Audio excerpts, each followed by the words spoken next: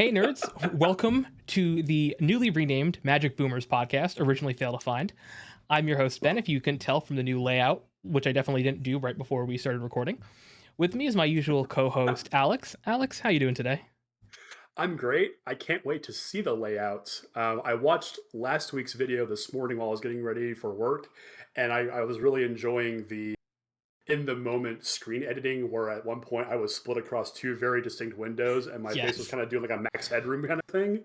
So I'm looking forward to seeing what this looks like. This will be so much better. I was gonna fix all that in post and I just didn't care to. I was like, it's fine. It's So raw. It's unedited. This is like late night pay per view, like the old yeah. Springer specials. Yeah, this is what this is. And listen, if you want to edit my videos, I'll give you half of 50% of whatever the podcast makes. So listen, it's out there if you want to do it. 50% of zero 50%. is it's actually not zero. I can tell you how much it is. Hold on. Let's pull up YouTube.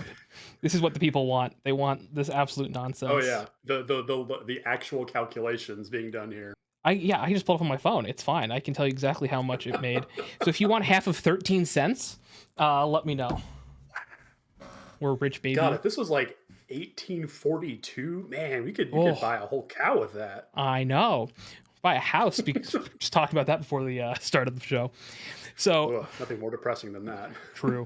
So today, Alex is leading the discussion because we had the bonus episode last week. I'm busy with work and I forgot we had a podcast tonight. So, Alex, why don't you go ahead and introduce the topic? And yeah, Awesome, awesome. So my brain kind of went into I don't know what to call it, but just kind of like more like ADD mode this afternoon, where I just firing off every single kind of idea I've ever wanted to do for a podcast episode. And it kind of dawned on me in like all of 20 minutes, and from the notes on my phone and the notes on my actual handwritten paper, like you love can it. still do this, kids. um, this was all just like a stream of consciousness in about 15-20 minutes. So when spoilers start, Ben, like our group chat is always full of new card, new card, new card, Yeah. new card, new card, new card. um, as a more enfranchised player, I don't really touch standard anymore. I'm much more focused on modern, and then when I do get the opportunity to, I do dabble a little bit in the older formats like Legacy and Vintage when I have the Yeah. the very rare privilege of doing that. I see these new cards, and my brain starts to kind of fire off ideas of, oh, is this playable in modern? Is this playable in Vintage or Legacy or Pioneer or whatever your format is? And I started to think about that from the perspective of a new player who might not have those kinds of heuristics, those logical shortcuts for as flawed as they might be. Um, how can you develop those kinds of those thought processes so that when you look at a new card, if you're a new player who's maybe looking to branch out into an older format and say, this card interacts favorably with this old card, Yeah. so it might be good in an older format. So specifically tonight, we're looking at standard cards, and it's a wide, all of standard, and how they play into older formats. They might not have been super great in standard. In Yeah. some case, most of these cards actually were very good in standard. But what do they look like in older formats? So this is sort of a teaching moment where new players can hopefully pick up an idea or two when they see that next like bomb legendary mythic. They go, ooh, Goryo's Vengeance, and it's Yeah. something just kind of to think about there. So, like before, I have a bunch of different categories there, all very loosely titled and some very bad puns. Love it. Do you have anything specific that you do, Ben, when you see a brand new card? Like, what immediate thing that you do in your card evaluation? So I look at the most obvious is usually the mana value of the card, right? If you're looking at like a 5 mana removal spell that is super unconditional, it's probably not playable in older Jesus. formats, or even 3 mana, right? Like a lot of 3 mana removal at this point, murder, Doomblades 2, murder, Hero's Hero's Downfall. Downfall. Yeah, these spells aren't usually playable in older formats just because if they're not efficient enough. So I Yeah. look at those. So mana value is like the first thing, and then the next thing I'll look at is like is the card good on its own? Like what is the floor of a card, right? So a card you mentioned, I don't know if you want me to talk about Soul Cauldron real quick. Agatha's Soul Cauldron specifically, where you look at the card and you're like, what is the floor of this card? At worst, it's Mhm. 2 mana Graveyard Hate. And people already played Unlicensed Hearse. People play Relic of Progenitus, which is it is this is 2 instead of 1, which is relevant. Like it's not nothing. But what's the ceiling of the card? Oh, it's a combo piece, right? So Yeah. it fits. Can cards fit in multiple roles?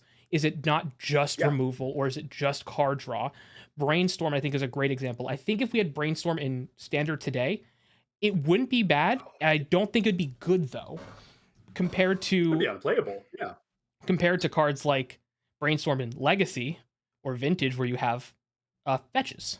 And in Modern, like you couldn't Yeah. put Brainstorm in Modern, right? So there's a lot of Oh, I context that think you can goes put Brainstorm on Modern very easily. probably now, but there's a lot of context with cards that you have to look at when you're evaluating them, and it's not just is this new card good? Like what's like I guess yeah, what's the ceiling and what's the floor of the card, and what role are you trying to get it into in a deck, or can a deck be built around it? That's a little bit harder, and like that just has to come with playtesting it. But that's like kind of my Yeah. initial look. And I do the same thing with Commander. When someone's like, dude, this card's busted for Commander, and it's like a 4 or 5 mana do nothing, which in Commander you could get away with a bit more. But I'm also not Mhm. interested in running a 4 to 5 mana do nothing, like Doubling Season, Yeah. which is a hot take. I don't like Doubling Season in Commander as much anymore because it is 4 or 5 mana do nothing that you play it, Yeah. and unless you're winning that turn, there's probably other things you could be doing to win that turn. Yeah, and there are better effects that do the doubling season trick, like the new Elspeth Stormslayer. Is it Mondrak from Mark All Will Yeah. Be One, the Well, white token doubler? those are for tokens. I mean, even like counters, right? Like I would, Oh yeah, yeah, like obviously for Super Friends, but like Hardened Scales is in yeah, most cases almost a doubling season. Like not in every case, obviously, but in most cases, like I'd rather have Hardened Scales over doubling season, yeah. just because I can get it out early. It's not as threatening, and so. But yeah, those are the kind of things that I like looking for, um, when I'm evaluating cards for new formats Yeah, or new and it's cards for old funny. formats. Yeah, new cards, old format, and it's funny you Yep. actually mentioned doubling season. I didn't even think about that, but that was a card that first found itself in original Kaladesh block. I think it was Aether Revolt, and that singular card birthed an entire new archetype in Modern, the Hardened Scales deck, by using a bunch of the modular creatures like Arcbound Ravager, Walking Ballista, to turn into a very, very potent combo until more recently, where it's kind of basically fallen off. Yeah. Um, Doubling season or Hardened Scales? Hardened Scales, right? yeah, the one drop enchantment, one green I thought enchantment. you said doubling season. My bad. I thought you said doubling season in I Modern. might have said doubling season again. Okay, cool. I can hear you typing in the comments. Yeah. So, and you actually clued in on the one of the very first things that I thought about when I'm evaluating new cards, and that's casting cost, and specifically alternate casting cost. Yeah. So, to properly contextualize this, we're looking at standard cards that went into older formats, and so I'm going to be talking about a lot of different cards that that only existed in certain older formats, but it's their interactions with these newer cards that kind of puts the whole thing together. So it'll make more sense when I get. So the first ones I thought about were the new Overlords from Duskborn. Dustborn. There we go. Thank you. One of the sets that I interacted almost zero with. But yeah, all of the overlords have the impending mechanic, which is one and a color of their identity. Comes in with some time counters on it. It's not a creature until that point, but you still get the effect of it. And so, ideally, you've got a 2 mana 5/5 like Overlord of the Belmerk combined with the new Felia from Modern Horizons 3. You Yep. play the Belmerk on 2, you play the Felia, and all of a sudden, this normally 5 mana Overlord is only 2 mana, and now you have a massive threat on the board that at 5 mana dodges a majority of the removal spells in the format, especially like the cheapest removal in the format. So all of a sudden, you have a very powerful threat, very powerful attacker that's also doing the mill trick and incursion trick to fuel the deck even further. So cheap casting cost with a little bit of a flicker effect, all of a Yeah. sudden 5 mana becomes 2 mana, becomes oh no for my opponent. Yeah. Similar card to that, brand new out of Edge of Eternities, Quantum Riddler, normally 5 mana, warp mechanic, plus Ephemerate, which is a blink spell for a single white mana with rebound.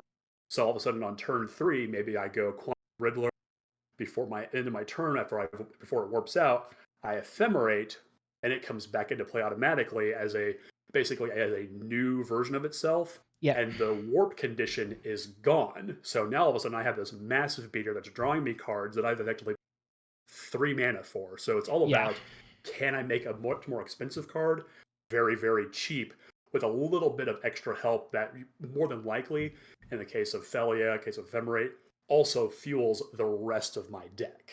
Yeah, it's the cheap casting or like the alternate cost is a huge thing, right?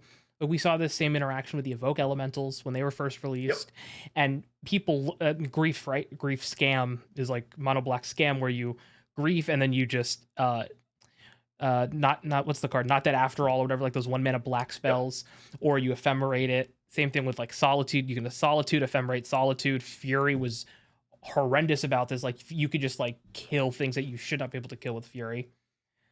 Bring it back. Subtlety, Bring it back. subtlety and endurance aren't quite as good with this. I mean, you can still cheat them in, which is great, but like Solitude, Grief, and Fury are just value engines.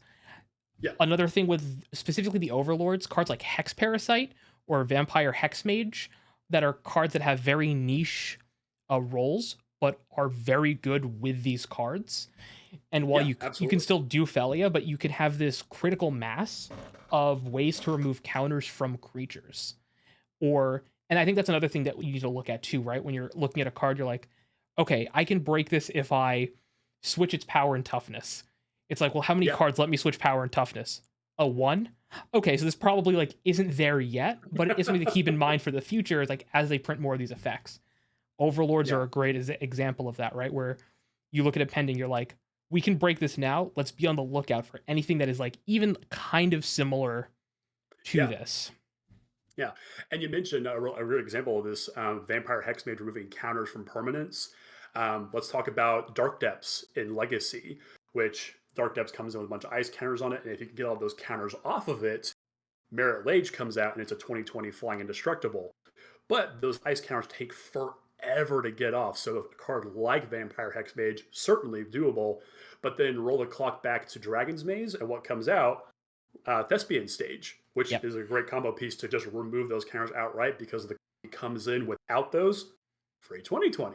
So yeah, it's looking for ways to cheat ridiculously high casting costs is a great way to kind of build a heuristic when evaluating cards. You mentioned the pitch elementals from Modern 2, Fear Solitude, and the rest, and that actually linked to another card that was recently banned in Modern, Up the Beanstalk, which as soon as it was printed skyrockets to $7 a copy. I think I paid $50 for a playset for rush shipping so I could play it in a tournament. Granted, I cast the heck out of those.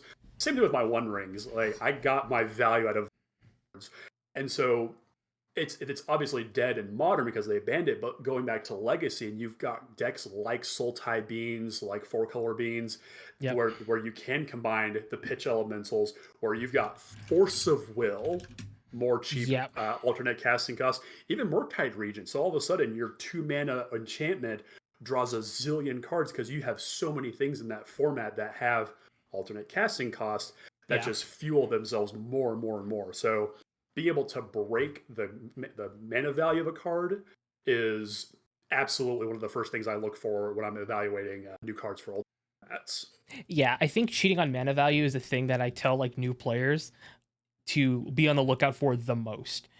There is a reason Cascade and Discover so busted, and it's because when you have a game about resources and you can cheat on them in any way, it's generally, like I'd say 9 out of 10 times, is going to be better. Like a card that is potentially unplayable because it has a Cascade on it is like it just makes it like an infinitely better card. Or Discover, like, so that's another thing too, is like cheating on mana value when you're casting or like playing the game is incredibly powerful. Yeah. I mean, you look at all the successful decks going right now in any Eternal format, and a majority of them are going to say, how much faster can I cast this very large card? You know, if I'm playing Vintage, I'm playing Mishra's Workshops, I'm generating 3 mana on turn 1. artifact mana specifically, but can I cheat this card into play? How fast can I do that? Yeah. And that really nicely leads into literal free spells, or maybe not free spells, but essentially free spells. So the two cards that are most recent in my mind, one being Slick Shot Show Off. Say that 5 times fast. Yeah, card's That good. has found, yeah, that has found a place in the Is It Prowess decks in Modern, and also Corey Steelcutter, which recently got banned in Standard. That's a good heuristic. If it gets banned in Standard, it's probably good in an older format. Yeah, generally speaking. That is very much after the fact, but during like spoiler season, if you could possibly think, could this be banned in Standard? If you can look into that crystal ball, that's probably a good indication. But you look at cards like that, Slickshot Show Off is essentially a free spell after it has been plotted. But when you look into more of the older formats where you've got things like Gitaxian Probe in Vintage and Legacy, and then you've got all of the baubles, or the one bauble, I should say, along with like Mox Opal in Modern, and then even things like Lava Dart, which has a flashback cost of sacrificing a mountain, or Yep. basically free spell like Mutagenic Growth. It's a Phyrexian Pump spell. All of these cards that require you to basically chain a spell off of them become infinitely better because the rest of these spells are free. Yeah, I will say Get Probe is banned in Legacy and restricted in Modern or in Vintage. It is, yeah. It is a cracked spell. But yes, I mean, I think this for like Corey Steelcutter and Slickshot Show Off, the fact that you have access to 4 Mishra's Baubles, you have access to 4 Mox Opal. I don't know if the Prowess deck plays Mox Opal, but if there's enough armor density, okay, I didn't think so. But you still have access to Baubles, which are just free card draw. Your deck is 56 cards. Yeah, it is essentially a high what that density does. of essentially free spells. Yeah, and you're able to abuse those, and cards that you can abuse Mishra's Baubles with is a thing that I look for. Specifically, Bauble like 4 Modern, and Tormod's Crypt, which is also 0. And there are enough graveyard decks that you could realistically just mainboard Tormod's Crypt because you want the Corey or Slickshot buff. Yeah. Maybe not 4, especially if you're playing. Yeah, especially if you're playing Urza Saga, which we will. We'll get to Urza Saga here in a second. But you did bring up Tormod's Crypt, which graveyard interaction, and that's another thing that is super critical. And we actually talked about this card a little bit getting started here. But just, does a card interact with the graveyard in some way? Agatha's Soul Cauldron is probably the best example of this that's been recently printed. Because up until more recently, where the deck really kind of fell off, but Golgari Yawgmoth, which was one part kind of low to the ground creature aggro deck, and then also a much more dangerous part where it could just combo you out of nowhere. And then with the ability to put all these creatures in the graveyard, have Soul Cauldron active, and have any one of your creatures become a Yawgmoth, become a Grist because of its weird creature planeswalker interaction. Like the card does so much that it really is one of those cards where it's a $50 card still, and it will be a $50 card into the future because it's such a dangerous combo piece. And if there's a deck that can break it, it will break it completely. So can I interact with the graveyard somehow? Is an absolutely, it's one of those things where I can say this is important in some way. Same back to the Black Overlord, interacts with the graveyard nicely, probably powerful in an older format where I might want to get out of the graveyard. Yep. So yeah, there's so many like different things that could go over there. The graveyard stuff is like super important because in older formats, like we said, like decks can easily abuse the graveyard. Absolutely, because there are better ways to fill it. Yes. In Standard, you have like in Standard, your reanimation spells are Zombify, which is not bad, but it's still like a fine deck, right? But even in Modern, we have Persist, Goryo's Vengeance, and then in Legacy, I mean, Reanimator is like one of the best decks in the format for years at this point. Yeah. Right. So it's cards that you can attack the graveyard while still doing a busted thing, either drawing you cards, or it's 0 mana, or it's a part of a combo engine. So it's like, oh, I want to play this combo deck, or I need this piece of graveyard hate in my combo deck, and this lets me combo. Yeah. versatility is like super important when you're looking at cards, because you don't want to Yeah, just play a absolutely. card that is, obviously there are some cards that are just good enough on their own. Overlord of the Baelmerk, you don't have to build around that card for it to be busted. Like, it is Yeah, just a good card. And I think that's what makes decks like Boros Energy or Orzhov Midrange so good, is it's not this super synergistic like engine. It is just, what if we just put the most efficient cards in these colors in a deck yeah, that have some synergy? Like Felia is just a good card, and we can yeah. take it with this really good card and 5 mana for that effect. If we couldn't cheat Overlord of the Baelmerk in Modern, I don't know how much play it would probably still see some play, because it fills the graveyard. Yeah, it But maybe. the fact that we can cheat on it is what makes it so good. I mean, you could like pay 2 mana and then you could like persist it. Like, so there are things like Yeah, ways in that format, but yeah, cheating on stuff and having multiple purposes is key. yeah, absolutely. Yeah. So we talked graveyard. We talked alternate casting costs. We talked basically free spells. The next thing that's really crucial to look at, and this takes a little bit of format knowledge. So in the older formats, especially, there are cards that have a very specific interaction with a type of card. Yeah. Incidentally, I'm talking about artifacts. A card like Stony Silence, which was first printed back in Return to Ravnica back in what, 2013, Something like that. zero play in the zero play in standard. But back in Modern, where Affinity was king for a good long while, you have these shops decks back in Vintage that are rampant. Stony Silence sees some play there, and you've even got Yep. things like the Goblin Welder decks that can the Painter decks and Legacy, that a card like Stony Silence is incredibly potent against. But instead of looking at silver bullet cards, I want to look at cards that are just like main deckable in this case. And the first one we have to wind a little bit far back to about 2019 or so, and it's Karn the Great Creator, Yep. which saw zero play in Standard. If you were a Standard player back then and only Standard, you look at the and go, Why? why do I want to shut down artifacts? Yeah. Why do I want to tutor artifacts? But every single Eternal player looked at that and just went, oh baby. All the Yep. Vintage players say, I'm going to shut down my opponent's moxes. Yes, please. All the Modern Bridge players say, I'm going to go and get my combo pieces out of my sideboard and just shut down any opposing decks. Incredible. So, like I said, Yep. it takes some format knowledge. So you do have to do a little research. But once you can start identifying that cards that interact very directly with a specific card type, that's something worth paying attention to. The newest example of this is the new Tezzeret, the cruel captain from Edge of Eternities, who This card's so good. specifically is seeing play in Vintage right now because of its interaction with Time Vault, which allows you to basically take infinite turns, and in a format dominated by the Power Nine, infinite turns is pretty good. And so when you see Yeah. things like untap an artifact, always pay attention to untap artifacts. If you or just yeah, untapping artifacts in general. I mean, have you ever untapped when it was legal in Modern the One Ring with a Manamo School at Water's Edge?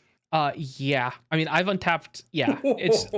I mean, the One Ring's busted when you untap it during your untap step. So the fact that I can do it multiple Yeah. times in a turn, right? Like, it's busted just existing. Yeah. Yeah. But things like that, untapping artifacts specifically. Artifacts, I would go as far as saying that artifacts are one of the most dangerous card types to exist in the game, because I mean, one, they are very vulnerable. There's all kinds of different ways to blow. Ones that are truly dangerous are incredibly dangerous, and so to find a card that interacts so specifically is always a good way to kind of just say, this is a card worth looking at that I might be playing. Yeah. Definitely. When a card says like the Tezzeret, it says like 0 or 1 mana, right? When you have a card that specifies a Yeah, the very tutor effect low especially. a very low mana cost, that's a thing that I also kind of use as a heuristic, where Fatal Push is, and we'll get to Fatal Push, I'm sure, where Yeah. a card like Fatal Push says mana value 2 or 4 if you can have a non-land permanent leave or a permanent leave the battlefield, not even non-land, just a Yep, just permanent. any permanent, yeah. You might look at that, you're like, oh well, that doesn't kill Atali, but in Legacy and Vintage and in Modern, they're playing Psychic Frog. Fatal Push kills Psychic Frog. Kills it real It good. kills, rest in peace, Tarmogoyf. Yep. It hits Barrogoyf, it hits Pyrogoyf in like Vintage, or in Legacy, not Vintage. It does Yeah, hit Legacy, yeah. Luris, but I don't even think that they play Fatal Push in like those super old formats. Um, Vintage specifically, I think Legacy, I think it still sees some play. There's just like you have to look at as spells get cheaper, even if their condition is stricter in those old formats that are already hyper efficient, those cards are probably going to be a lot better than you think. Yeah. Yeah, and I know we keep mentioning Vintage, and it is truly difficult for a card that comes through Standard specifically. You know, we'll see it happen if a Modern Horizon set or a Commander product prints a card that goes into Vintage. We see that happen relatively frequently, but the last time that a card from Standard went into Vintage prior to Tezzeret, if I'm not mistaken, was Loris, which is one of the Stock most Up. Stock Up. There we go. Okay, yeah. So Stock Up's a great example as well. Where cheap, efficient cards that accumulate an overwhelming amount of value. Like it is very Yeah. difficult to design a card that is Vintage playable that still has to come through Standard. Usually, Vintage players just look at it. Now I'm good. Yeah, they'll look at the Commander decks and be like, "Oh crap." Yeah. But or they look at Slash Panther, which another card that I want to like talk about in this genre of, I guess, just broken things that won't happen in Standard. I think a card like Dig Through Time also with like Delve is a prime example of absolutely, a yeah. incredibly broken card in the context of older formats that can fill your graveyard. So, and Yeah. especially like also like Tarmogoyf before everything happened to him. And Before the dark time. because Dig Through Time wasn't ever banned when it was legal in Standard, from my understanding. No, it was Standard legal through its entire existence, yeah. But you go to Modern and Legacy, and you're like, why is this card banned? It's 8 mana. Yeah, you can delve it. Well, it turns out delving and looking at the top 7, it's pretty good. Yeah. So when you have a card like Chart the Star Course, Yeah, this is a great consult the star example, charts. Oh my lord. Yeah. It's a 2-mana You don't know instant. what any card is called. Yeah, I just like cut a proxy of it too. It's a 2-mana instant. You look at the top X cards of your library, where X is the number of lands you control. Put one of those cards into your hand. If it was kicked, you put 2 into your hand instead. The rest on the bottom in a Yeah. random order. And the kicker is 1 and a blue. So for 4 mana, you can, if you have five lands out, you can look at the top 5 for 4 mana.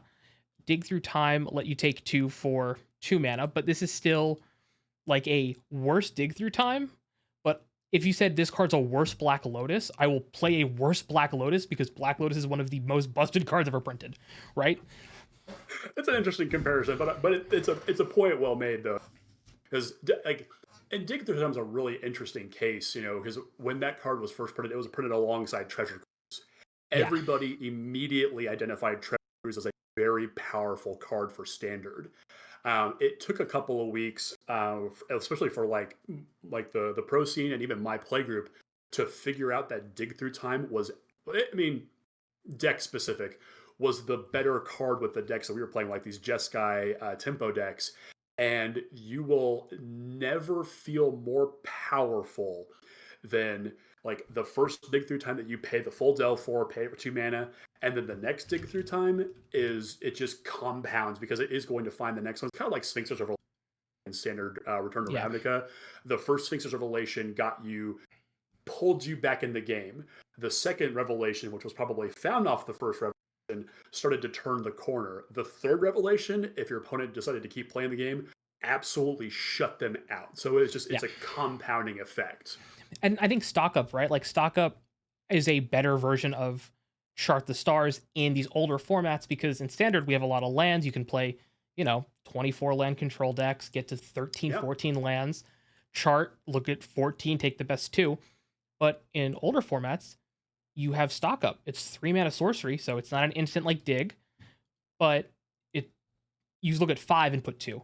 So it's worse than Dig Through Time, because you can't delve, but you also don't have to worry about your graveyard getting hit. Yeah. And then not being able to cast your Dig Through Time later in the game, where Stock Up is getting to 3 mana isn't too hard in other formats, especially if Yeah. you're playing a deck that wants to play stock up, which is Yeah. why it's a card that is now a $10 uncommon from Aether Drift. Yeah. But let me ask you this then, Ben. What happens if you could break the timing on stock up? Does 3 mana instant look at top 5 take 2 sound good to you? Oh, yeah, that sounds kind of cracked. Sounds Yeah, and insane. that's actually the next category of card I want to talk about, and it's breaking the timing windows or causing the timing windows to close in some cases. So there aren't a ton of cards that actually say your opponents can't do something during your turn, or you can do something during your opponent's turn. So most recently, Voice of Victory printed in. Keep me honest here. Was it Tarkir Dragonstorm. Tarkir Dragonstorm? Okay, there we go. Prevents your opponent from doing or casting spells on your turn. Yep. That is being seen a ton of play in the Boros Energy decks right now as just another kind of. It's one of their few hate pieces, but it is an incredibly potent one to stop the interaction because they're a deck that wants to really play on their turn and take full advantage of it. And if you could like Path, Bolt, Leyline Binding, any of their threats, then it just kind of.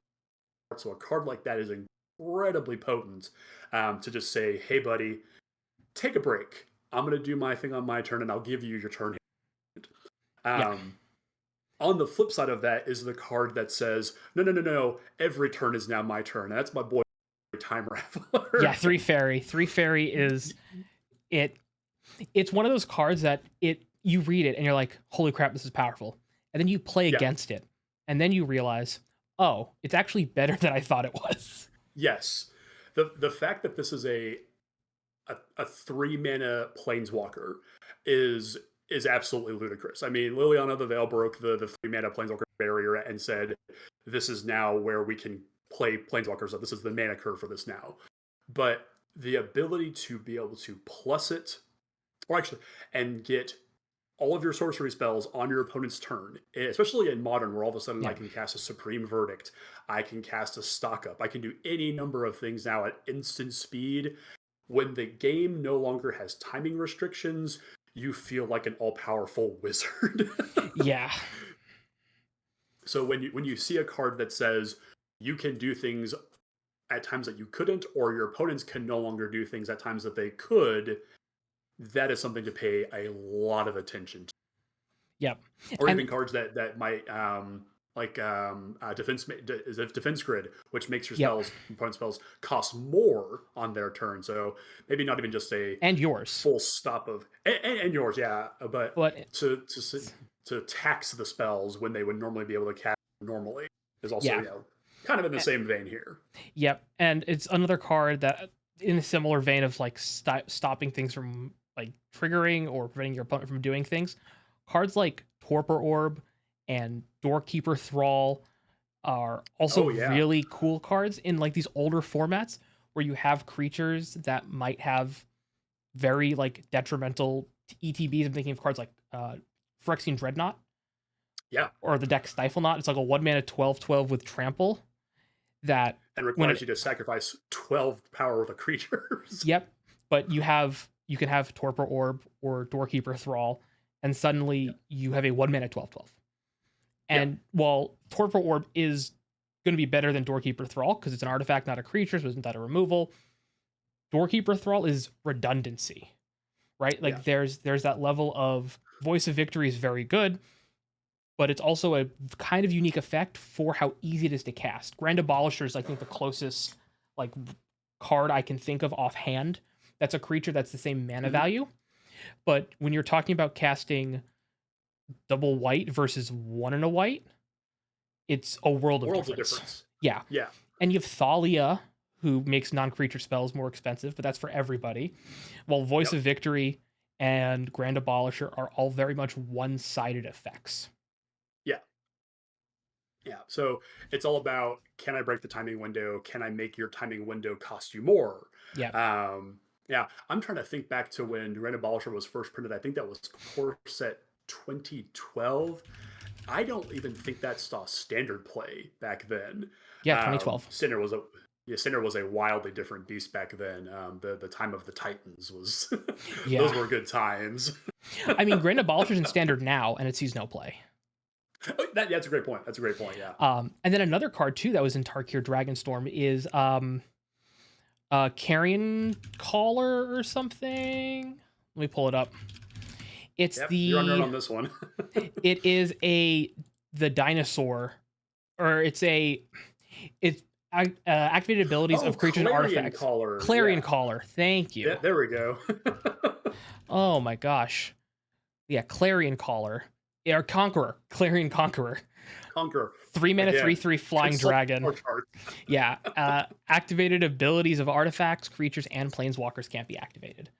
So again, it's 3 mana, so it's probably not going to see play past modern because it is more expensive and it dies to bolt. And in older formats, you don't want to play a 3 mana 3/3 that does die to bolt as much as it's a meme, but it's true. But as a card where you look at it, you're like, oh, this is really a powerful hate piece. And another thing I think people don't look at for older formats is the color of the card, specifically blue. Sure.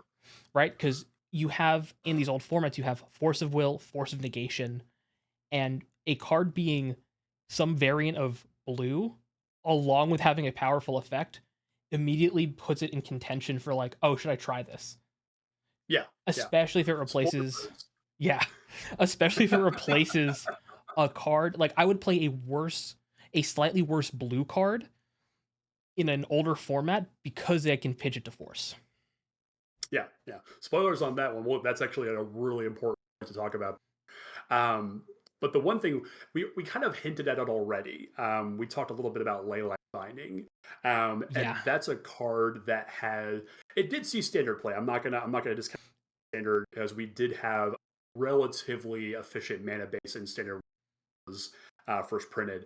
But if we roll back to even further and we look specifically at Modern and Legacy, where this fetch, shock, triome, or surveil lands basically rule the format, a 6 mana exile anything spell looks horrible on its face, but then you look at the word domain and you just go, aha, 1 mana exile anything as long as this stays in play, and then you get into this Leyline Binding battle, which is all kinds of ridiculous.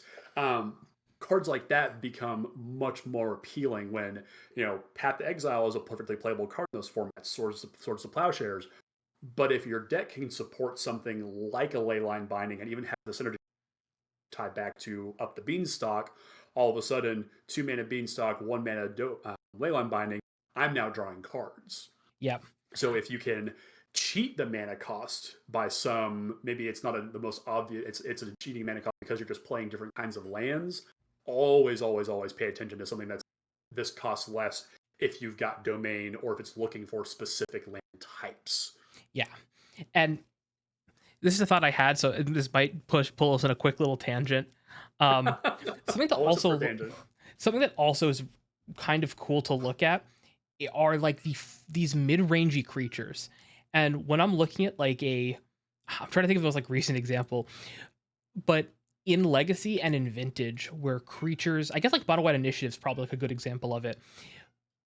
If you look at most Vintage decks, there are not a lot of creatures. It is not a creature-centric format, which means if there are good creatures you can play, even if they're not great in Standard, people aren't running the answers for it in these Eternal formats because of how much more stack-based.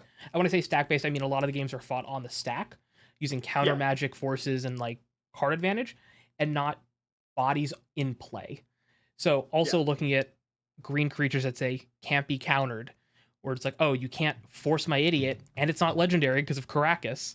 So suddenly I have a unkarakasable, uncounterable green beat stick that I can accelerate into turn 1, and you can just win the game beating their face in with a Hexdrinker. I don't think Hexdrinker was actually ever played, but getting Hexdrinker out, leveling it up, giving it protection, it's they can't deal with that. Yeah. So actually a really good example of that specific thing is Questing Beast, which originally printed back all the way in Eldraine. Yep. Didn't really see a ton of play in older formats until the One Ring was printed, and then all of a sudden especially in the Temur Rhino decks for a while, were boarding in Questing Beast, because Questing Beast has a very specific line of text that prevents the damage negation from the One Ring from actually going off. So you can kill somebody through their ring protection. So again, older standard cards that are basically lost to time at this point all of a sudden become very relevant again. Bone Crusher Giant, whose stomp ability was a way to, again, break through the One Ring's protection. And then it was a perfectly reasonable 3-drop in the Ram decks for a while. So new cards get printed into Modern. Maybe it's time to dig out those old bulk binders of standard cards that you still have that you still hold on to, because we all do that. Yep. All of us. And all of a sudden, a 5-cent rare becomes a very playable card because of a very specific kind of interaction. You know, the One Ring's a very extreme case of that because it really did just format. But when cards become more playable because of that, cool. Yeah. And then also cards like Vexing Bauble and Lavinia Azorius Renegade, where they stop 0 free or like 1 mana spells, or if no mana was spent to cast it. Lavinia Azorius Renegade was in standard, didn't see any play because there were really no free spells at the time, and I don't think Fires of Invention. Well, you needed lands for Fires of Invention, so but you still have to pay. You don't pay the mana cost for it. I don't think were they in standard at the same time. I cannot remember, honestly. I don't think they were. I think they were a few years apart. But Lavinia, for example, there weren't many counters to Fires of Invention. I do remember that. Yeah, but like each opponent can't cast non-creature spells with mana value greater than the number of lands that player controls. So you can't play Moxen on turns 1 without any lands. Yeah. And it says opponents, it's asymmetrical, so it's breaking parity. Yep. And then even if they cast a spell with no mana, you counter it. So they can't even play their Moxen, right? So, or you can't play Mishra's Workshop and cheat in a Mere Battlesphere. I Shops actually plays right now. I'd have to look. Not Mere Battlesphere. Not Mere Battlesphere. Phyrexian Metamorph, right? You can't, or Karn, or Karn's not an artifact. Phyrexian Metamorph. Play Phyrexian Metamorph, sure, yeah. Sure. Coveted Jewel, right? Like there's these things you can't play because you don't have. I had to look at the deck. The One Ring. You can't workshop into like the one. So sorry for the quick tangent. I just wanted another thing that I thought about as we were continuing. Yeah, no, it's a great example of just cards that become relevant because the standard format does not require them to be good. I mean, they're like how many. Lavinia is an interesting case because it's a legendary creature that happens to have a very Azorius stapled onto it. Yeah. And when that becomes a relevant thing to do in old formats, it's a great card. It ain't worth much, but it's still a great card for you to have in your toolbox if you're playing in those older, more powerful final formats. Yeah. The next section, I couldn't come up with a funny name for this, or even a better way to categorize this, but it's just Fatal Push. Yeah. So Fatal Push, originally printed in it was one of the premier removal spells that typically would only destroy a creature with mana value 2 or less unless you triggered Revolt. Yeah. And that lets you destroy something 4 or less. Not typically the best thing in standard because we are missing, things to be able to sacrifice on your turn to trigger that Revolt ability. Conversely, you look into Modern, you look into Legacy, even like very, very, and you've got fetch lands galore. You've got Lotus Petals galore, where you've got the ability to sacrifice things on your own terms on your turn and trigger those Revolt abilities when you need them. And all of a sudden, a relatively inflexible removal spell can now start to scale up. Bolts can only take down 3 and below, but all of a sudden, my Fatal Push has relevancy both in early and the mid game. That's an incredibly powerful card right there. It's a flexible card, and I guess flexibility is kind of the key.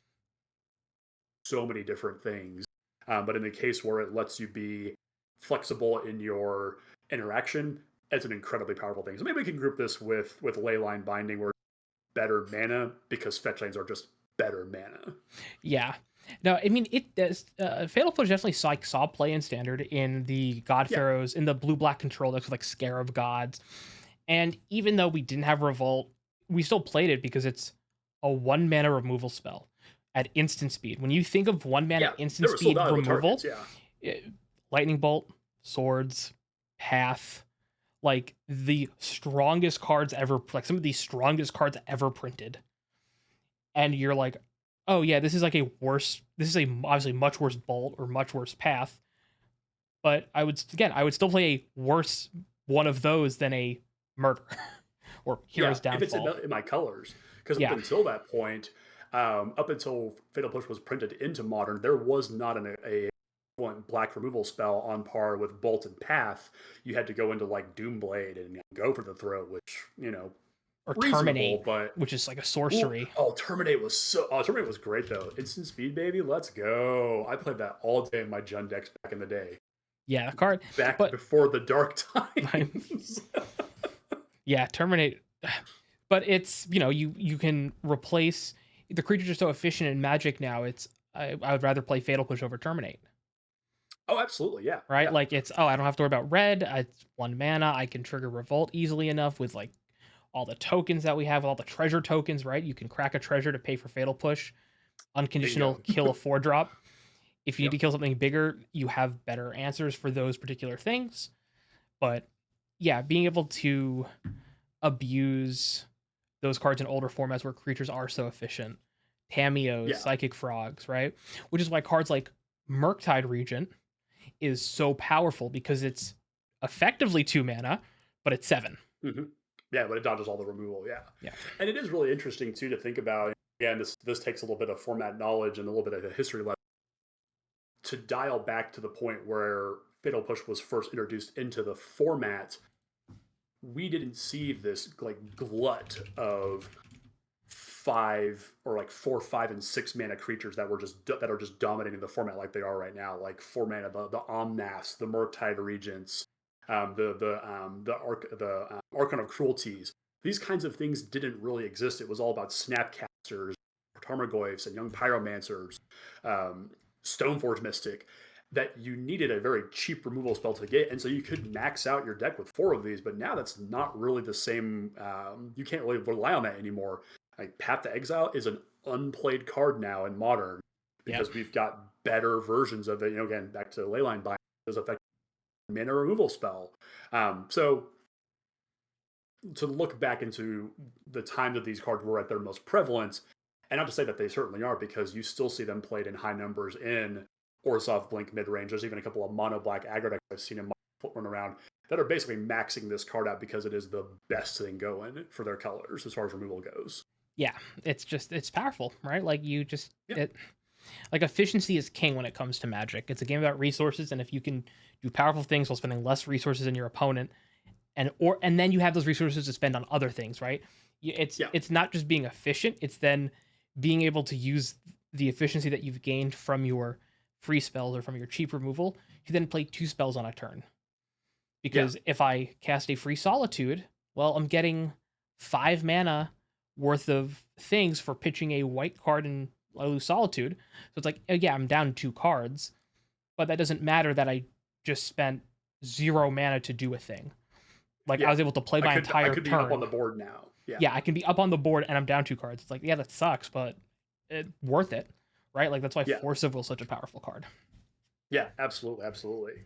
To kind of flip things, as we kept using the word efficient there for a hot minute. We do have to go to the opposite from now, and this is a section that I'm calling Big Dumb Legendaries. My favorite. Yeah, and you kind of alluded to this earlier, so to look at like, and there's so many of them in being printed in Magic days, and I mean, truth be told, they're quite efficiently costed. We're not seeing like these 7, 8, and 9 mana creatures anymore that are what we used to play with in Commander. Most of the commanders are now very cheap, but occasionally we do get a big dumb creature that has way more application than just looking at it for the first time. So the first example I could come up with was a track brand unit. This is a card that in standard, to my knowledge, saw no play when it was first printed. When it was first printed, yes. It took a little bit for it to kind of, I think people played with it, but it took a little bit for the deck to really take off because the mana at that point was we didn't have the Overlords yet, and we didn't have Zombify. We didn't have any of the reanimation spells, I believe. when she came Not out. something, yeah, I don't remember. Yeah, Because she came out in yeah, she was March of all the will be Machine. one. All will be one. Yeah, she came out in Yeah, 2023. Um, so yeah, I don't think she was seeing play just yet. yeah, and I don't want to say that there weren't any Atraxa decks being played. There's a couple here that I can see here that are like domain mid range, but I don't know the efficiency of some of these decks. Um, but when we're talking about a big dumb legendary, Atraxa is a great example of this because it is 4 colors, and Yeah. importantly, and you kind of hinted towards this, if I can pitch this card to a free spell like the forces, so we have Force of Will, Force of Negation, Force of Vigor, Force of Despair, if you want to get really, really. Atraxa pitches to all of those things. And it just so happens also, because legendary, it interacts very nicely with a very modern Goryo's Vengeance, which is a 2 mana instant speed reanimation effect that gives the creature haste. And so Yep. you do have the ability to pitch this through any kind of discard outlet, Faithless Looting kind of being the obvious, then to be able to go directly into Vengeance and get it back in attack. Incredibly powerful here. Or the new Arden from Final Fantasy is another great example. Yeah. Really Oh, your great mic keeps Jund cutting out for Goryo's me. Vengeance. Sorry. Can you Oh, just check your mic? I'm sorry. I don't want to interrupt you. You just kept cutting out, out a little bit there. yeah, let me see. Sorry for this quick commercial break. Yeah, green bar is still looking good. I think I'm good. Am I good? Yeah, you're good. Maybe it's just when you're leaning back. Maybe it's just how you're positioning when you're Oh, talking. okay. I will lean forward and speak with intent like Walter Cronkite. Hell yeah. Um, but yeah, the idea being is that you can get these cards back with these cheap effects. I mean, even in Legacy Reanimator, um, a single reanimate brings Atraxa back. It's got lifelink. All the life that you reanimating it is suddenly negated. Going back all the way to Vintage, and we have Oath of Druids and a turn 2 Atraxa, which again, netting you more counter spells, more resources in your deck, is an incredibly powerful thing to do. One of the more recent ones that I found that I was genuinely surprised by, I saw this on Bosch and Roll's stream the other day. Uneri Song Unending. Do you know this card? Song on. Oh, it's the Teamer Dragon from Tarkir Dragonstorm that has Yes. protection from white and black specifically. Yes. Yes. Pulled It's that one also a out. 10/10, which is relevant. Do you have any idea what's playing this in Modern right now? In Modern, In Modern, I'll give you 2 guesses. it's a 10/10 that's playing in Modern. Yes.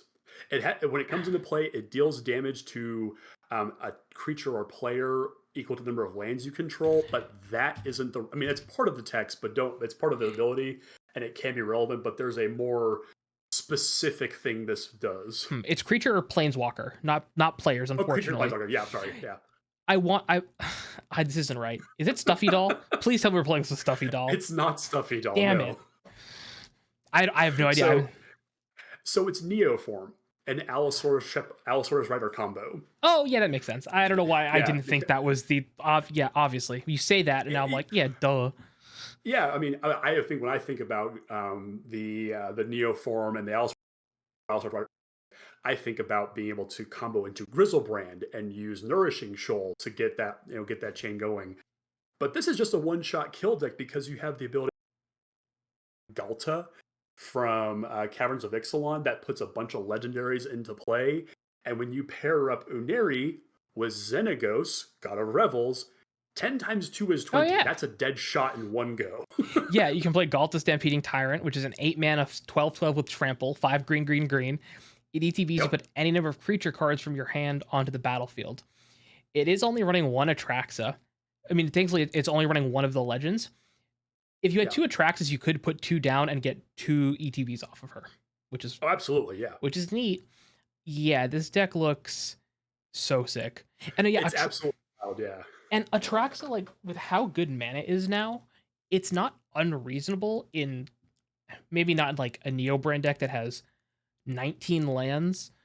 But you can like potentially cast these cards sometimes. Like one of 4 colors is, I think is easier to cast than Gristlebrand, which is 4 and 4 black, right? Yeah. Like, so like there are spots where you just kind of hard cast Atraxa, and you build your Yeah, in mana base Vintage, it's around totally it. doable. Yeah, Yeah. yeah, like it's one of those cards that the I think I don't know if this is a hot take or not. I think I Oh like boy. I think I like card selection more than I like card draw. Generally speaking, obviously it's super context dependent. But if you said here's an opt or here's is it sleight of hand that's 1 mana? Yes. Sleight of hand, right? Yeah. Yes. Um I would rather take the card selection, generally speaking, than the card draw. Yeah. Sleight of hand, of Because course, is sorcery, but so it's not quite apples to apples.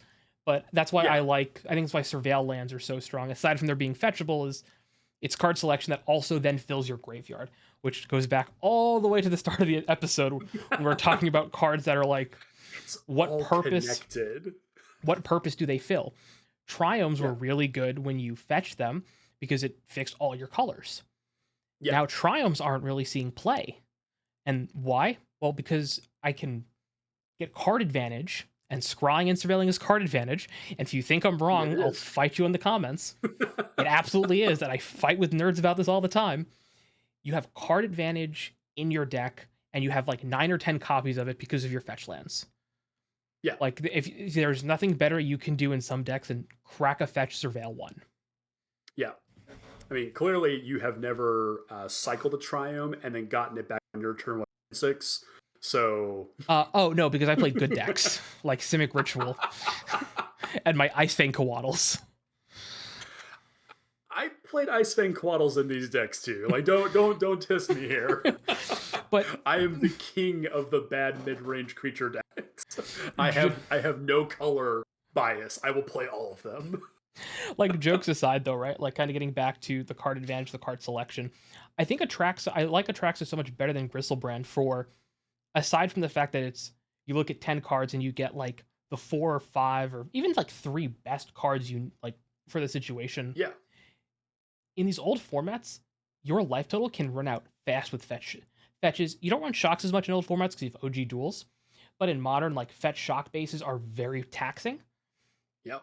And having to pay 7 life and drawing cards is not good, especially when you're talking about cards like Orcish Bowmaster being around, where you're like, oh, I'm at 9 life, I'll draw 7, and then I'll hit them with a Gristlebrand, and they say not You might Orcish. not. And then Orcish Bowmasters just kills your Gristlebrand or kills you. Absolutely. Oh, right? yeah. Like,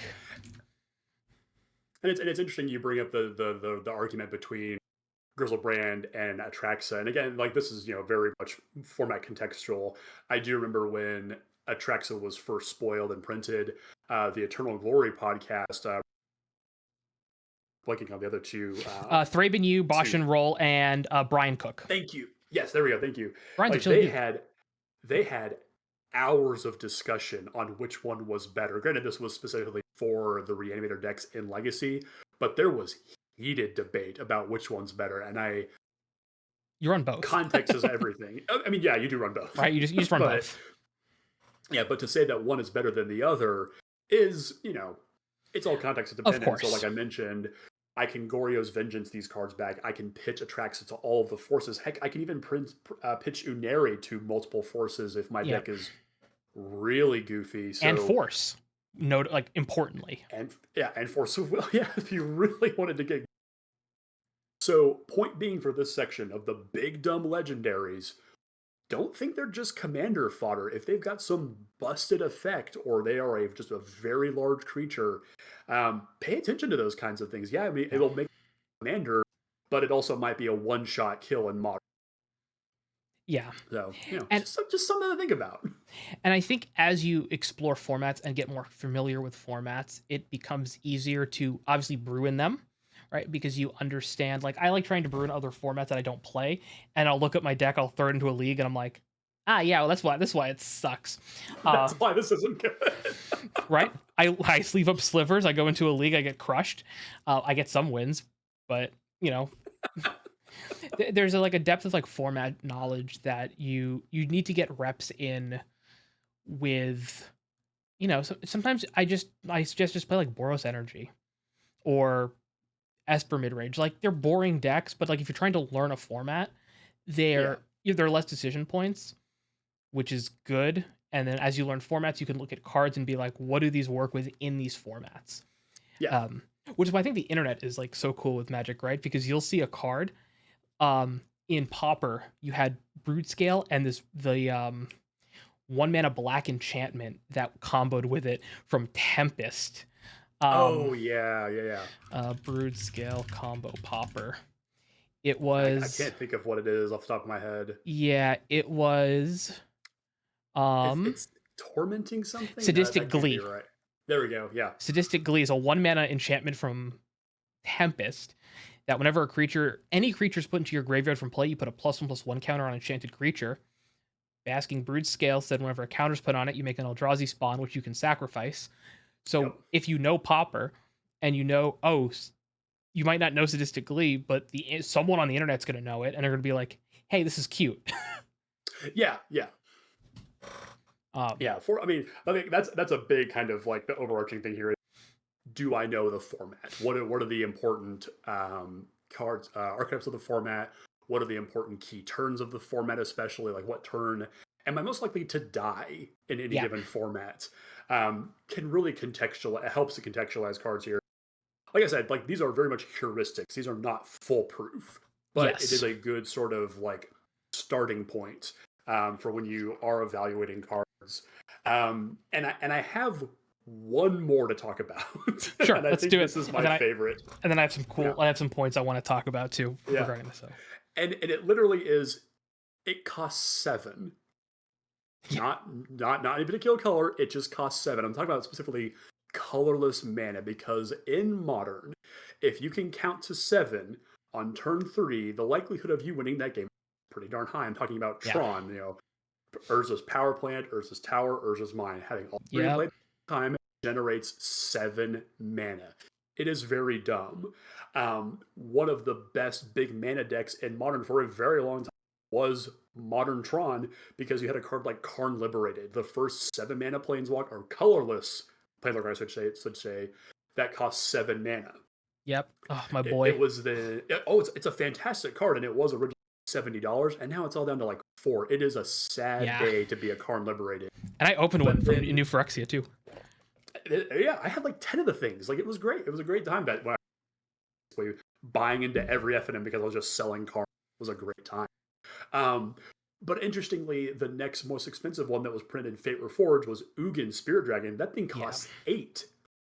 Still saw some Modern play, but you can't get to 8 on turn 3. You have to wait until turn 4. And so now the newest card that slots basically right into this and supplants old Ugin is New Ugin. Yep. The Isle of Storms. I thought you say Kozilek's Command. My bad. Yeah, New Ugin. Oh, yeah. Or All is Dust or anything like that. But anytime that you can cast a 7-drop colorless creature or colorless anything on turn 3 in Modern, specifically, there are these. I'm thinking about the what is the legacy that goes. I've just blanked on what the heck it is. Cloud Post decks. Oh yes, Cloud Post can generate dozens of mana on a turn.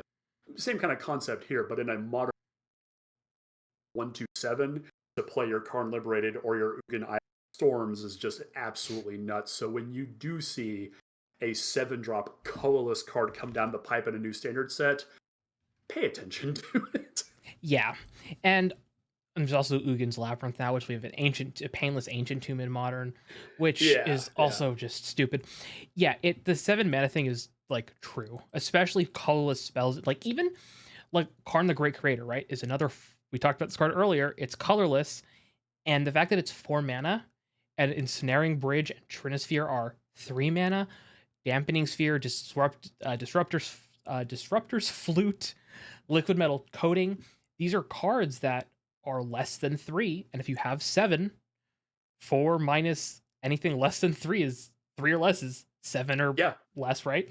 Oh So yeah, you to go can get turn 3 like card and then get a tutor piece. Yeah, absolutely. yeah, you can tutor, you can play liquid metal coating, play coding, turn a Blow land up into their an land. artifact.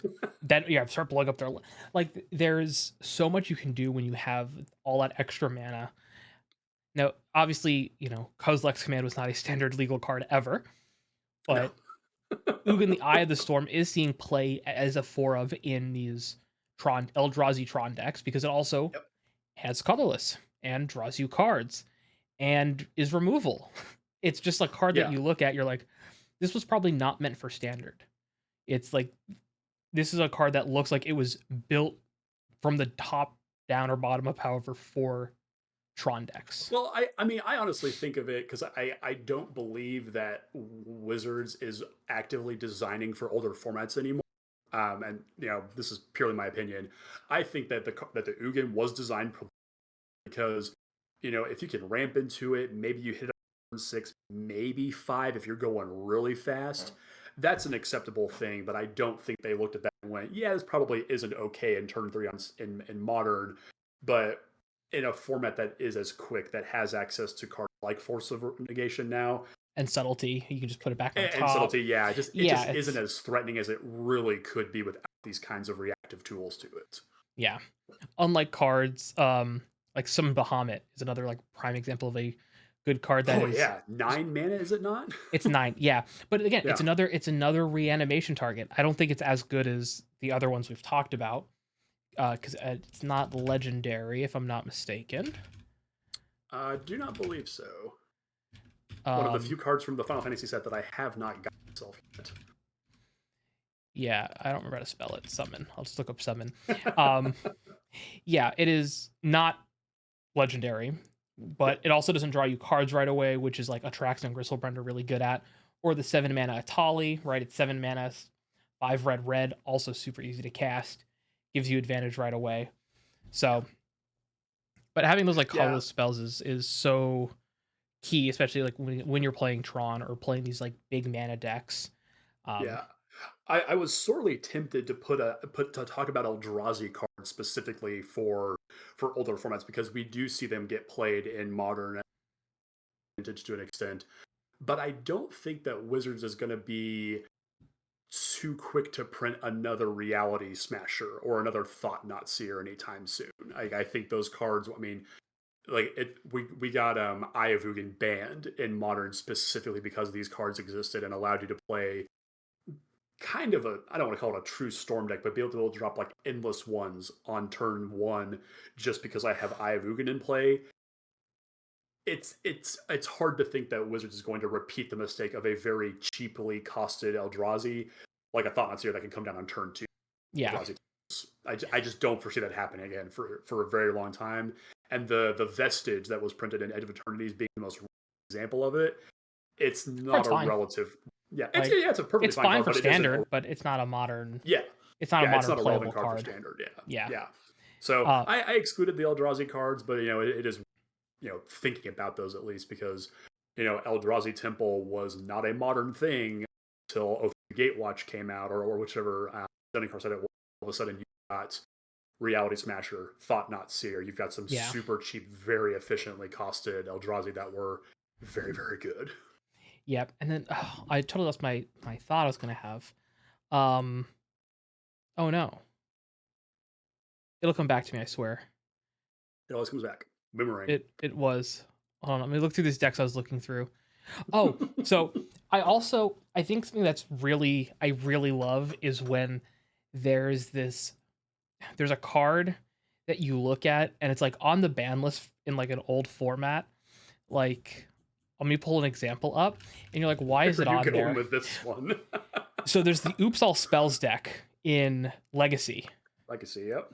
That plays Jack-o'-lantern, a random common from Midnight Hunt, as a one of in the main board. Because it can be sacrificed from the grave or exiled from the graveyard to generate for mana. Yes. I love when these random ass just like draft chaff commons show up in these eternal formats with a Oh yeah. very niche role, and you're like, why is that there? And then you realize, oh, it feels like Yeah. this one role that the deck just kind of needed to like push it into overdrive or makes it just that much better. Yeah. It's so funny. Yeah, and those are like there are those like there probably is a section of this that we could have easily just said like the super niche, and Jack Lantern is a perfect example of that. I can't think of anything else even remotely on that level. Um, I mean, I get like Balustrade Spy, and the other combo piece from Gate Crash, I think it was that basically that let Oops All Spells become a thing. Yeah. Um, But like for more, I'm just thinking about like more recent standard cards that have created or supercharged a deck uh, in modern or like a series.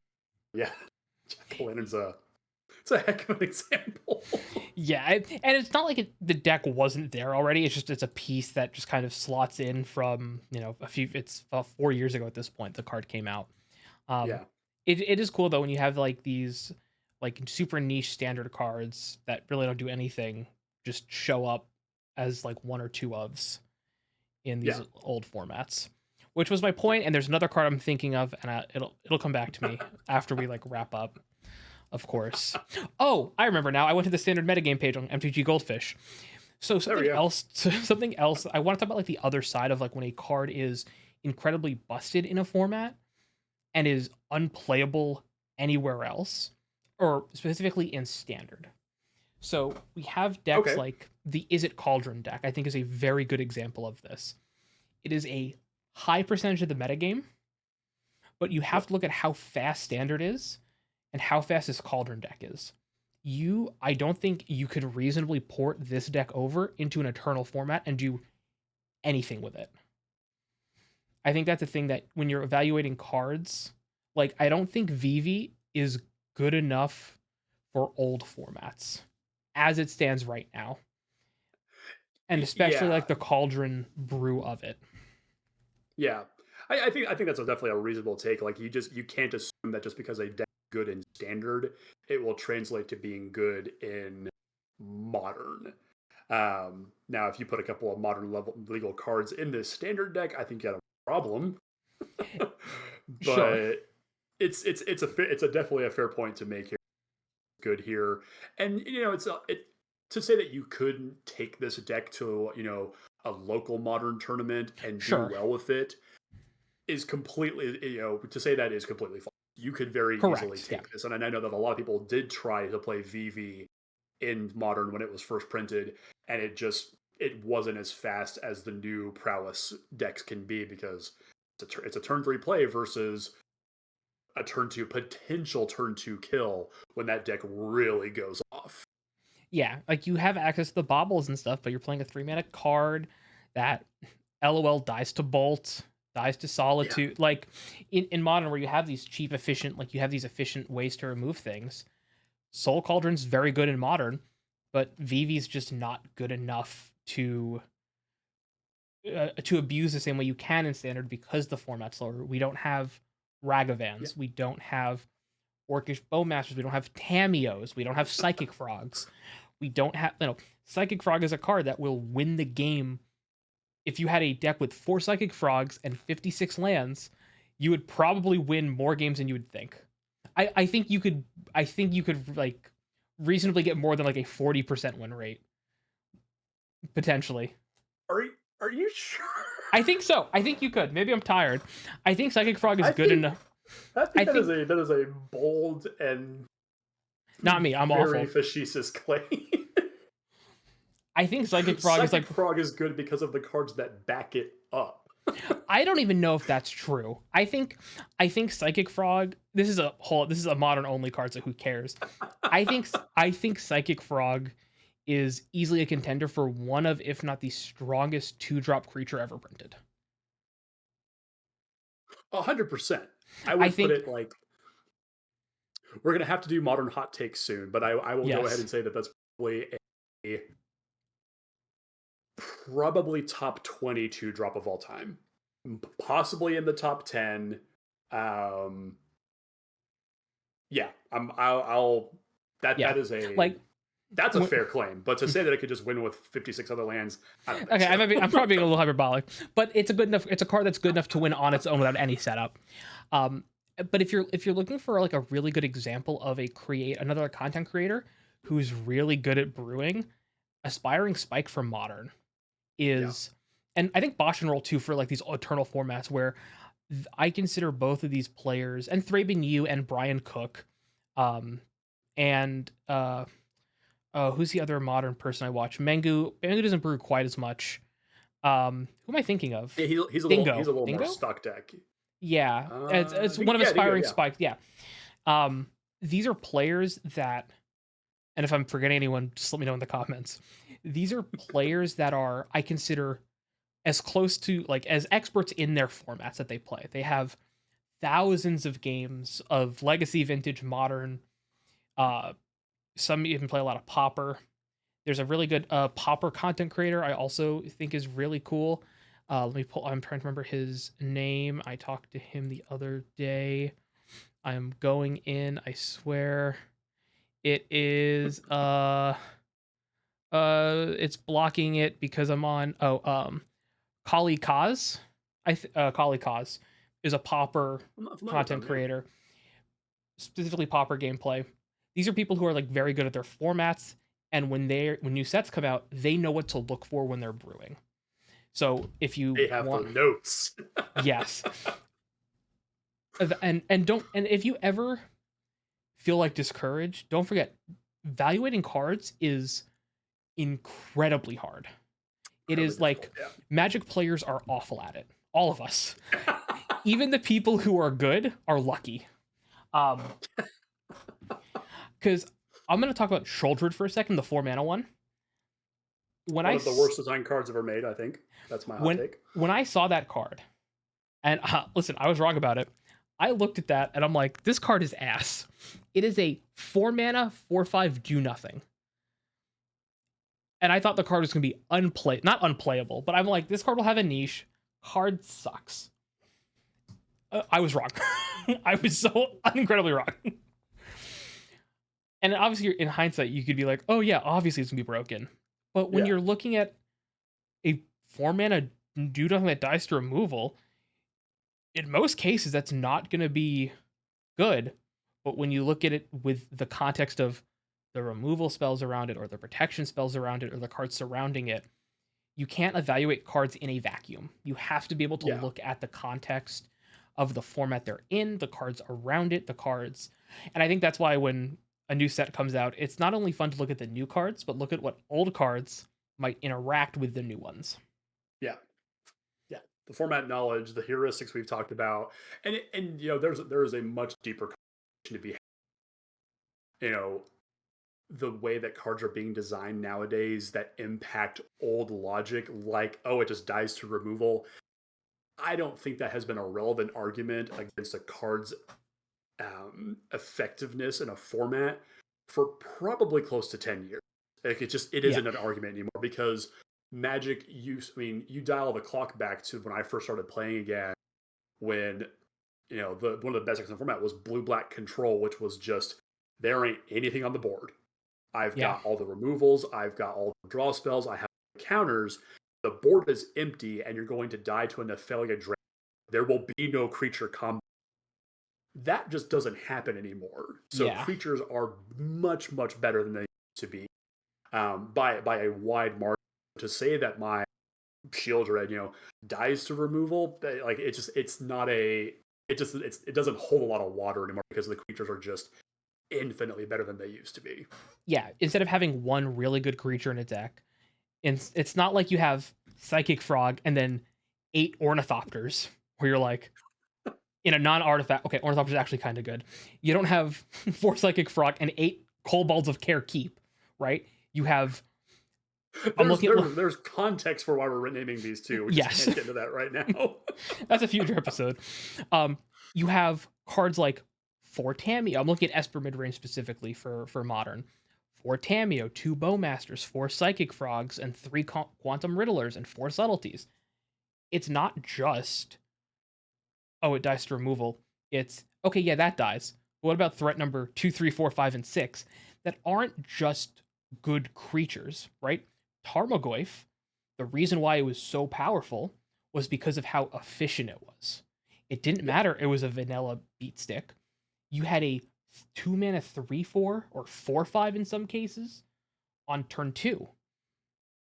And in current modern, I play Psychic Frog on 2 and I dump my hand, and suddenly I have like a 4/6 of a 5/6 flying frog that draws me cards when it hits, Yeah. and then fuels my Like, Reanimator decks. And you're like, oh, but my Tarmogoyf. yeah. I mean, like like again, I think deck construction has just improved, like just immensely as well. You know, Yeah. I'm looking at a standard blue black control deck from 2011 when the rocks were still soft. So Ben, you were just naming off a bunch of creatures in the modern Esper deck. You know, how many creatures were in that deck? 20? We 15? had 17, I think. 17? Guess how many creatures are in this deck? I'm gonna say like 1, maybe 0. 5. Great. And four of them are 6 drops. Well, I mean, you even And one solemn simulacrum. I mean, even if you look at like standard like blue white control, why is my camera doing that? Standard blue white control today, you have 6 creatures, Yeah. and then you also have oh, it's actually not running any of the man lands this time. Usually you see some man lands, but you have cards like Fountain Port, which make fish. Yeah. And you have Beza and Meringue River Region and Overlord of the Mistmoors. It's like these control decks just have these powerful top end threats. You're not winning with Celestial Colonnade anymore. Sorry. Like, it's just not a thing that's happening. Why did talk about this? Why? I know, listen, I heard the boomer in you. I understand. I remember when that was a $20 card. Okay, Grandpa.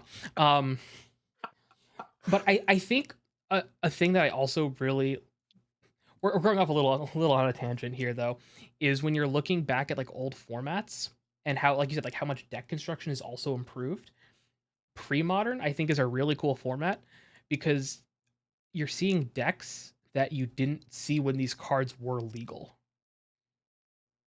I Yeah, think that's in actually some a really good cases, right? point. Yeah. Like there's a theory, like the deck building theory has gotten better, where Yeah. our understanding of the math behind Magic is like more people have played and put in hundreds of thousands of combined hours, or like there's so much knowledge, especially with the internet now, that you can build a deck that you would think of like, oh, this deck probably would have been like busted as hell back in, you know, I don't remember when pre-modern takes like the years for it. It's Um, 2008 and earlier. Basically, it's no modern frame cards. That's great. basically the cutoff point for it. But you have these decks that I think you wouldn't see like develop naturally. Another Probably so, yeah. Because I mean, I'm trying to think about like the timeline is a little fuzzy for me, but I mean, if you Type One, which was this was pre-standard, yeah, I don't know that there was ever a format that existed that had from basically alpha to whatever was right before Mirrodin came out that had that wealth of a card pool. Um, that you could create decks like the replenish deck or I mean like the cycling deck is oh, you block cut out. cards with some support. I say that again. You just Oh, cut out were there there, in the middle of that.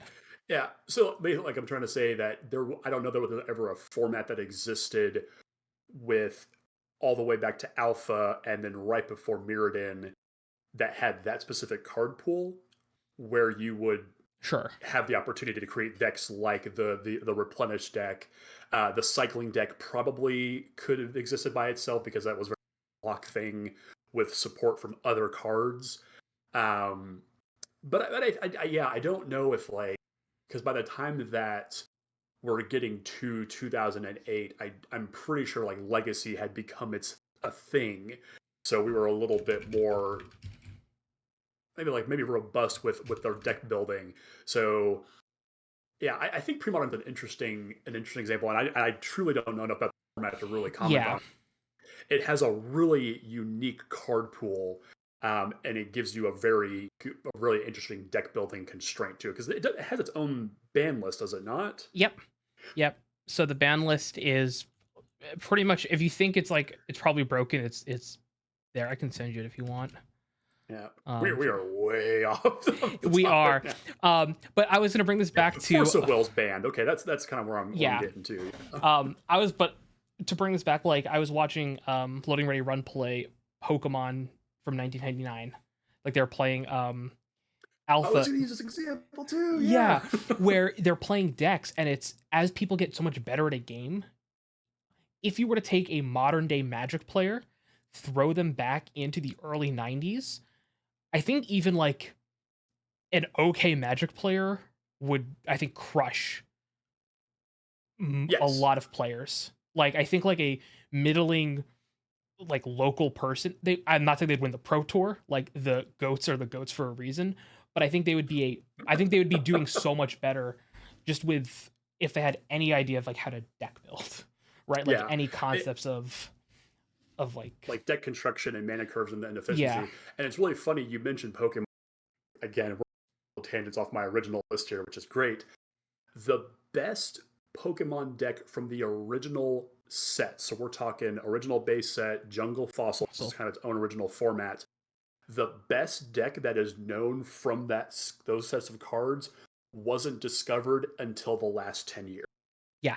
Like there's this beat down, very basic heavy Pokemon, or basic heavy Pokemon deck that literally crushes everything else that was ever developed back in 1999 when that game first came out. Yeah. And it's just like you said, it's amazing what not only game knowledge but also technology, the internet, all the resources available to you can make you better player. So I'm not saying that we could go back and beat like Kai Bude at his prime. Absolutely not.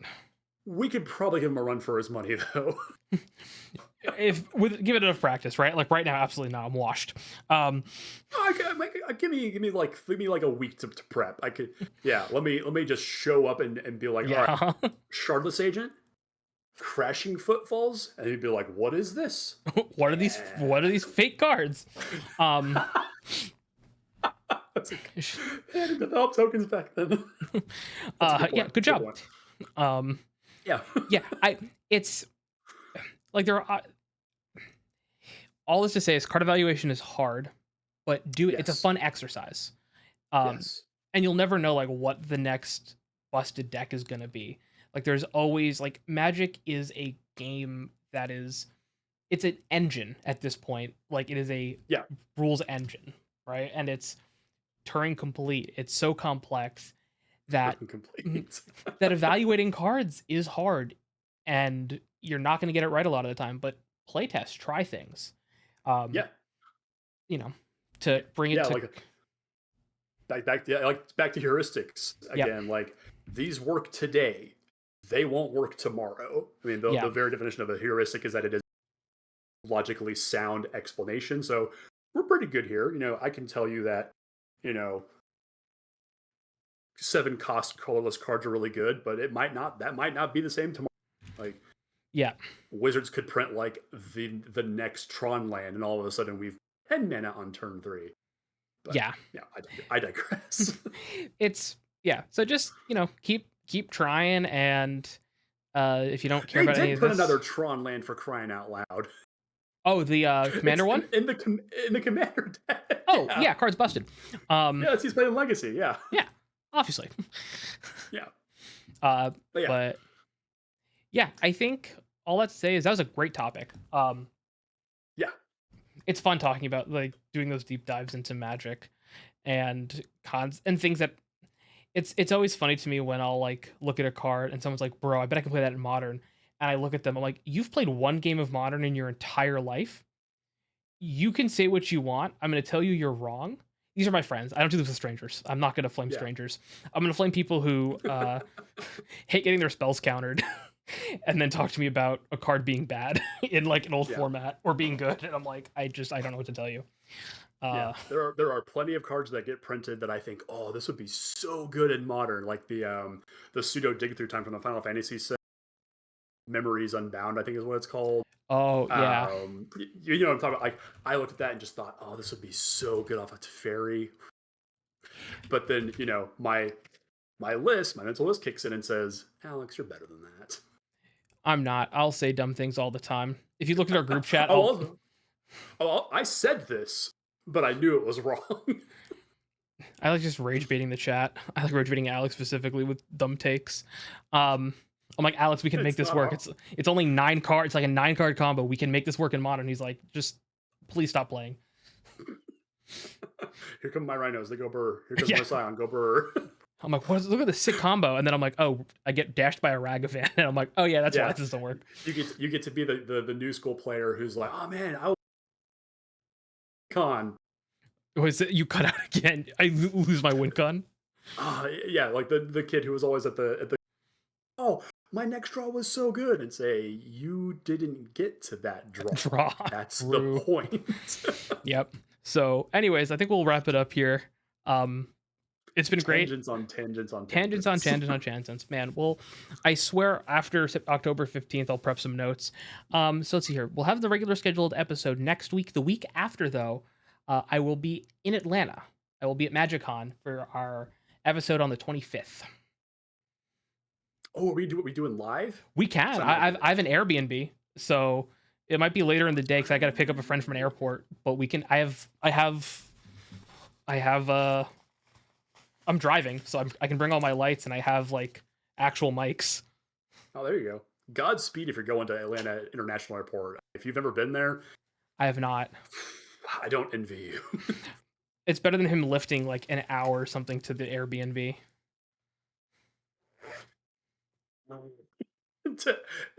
Maybe I will maybe. it's later at night. Is that any consolation press?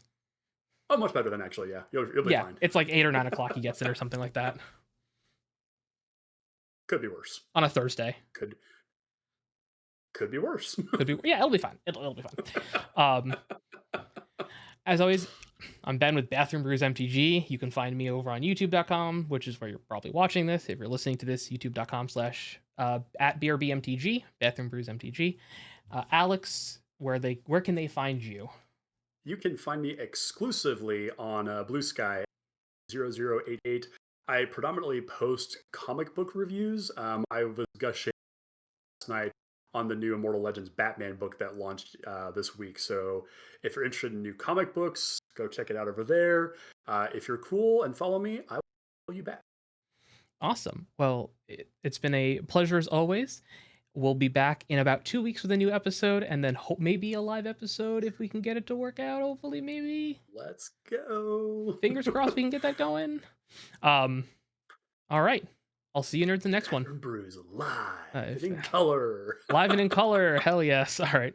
See you nerds. High definition.